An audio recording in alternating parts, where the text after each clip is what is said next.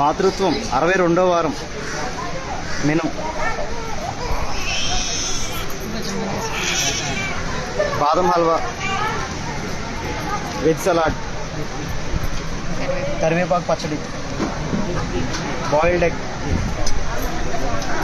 tomato biryani,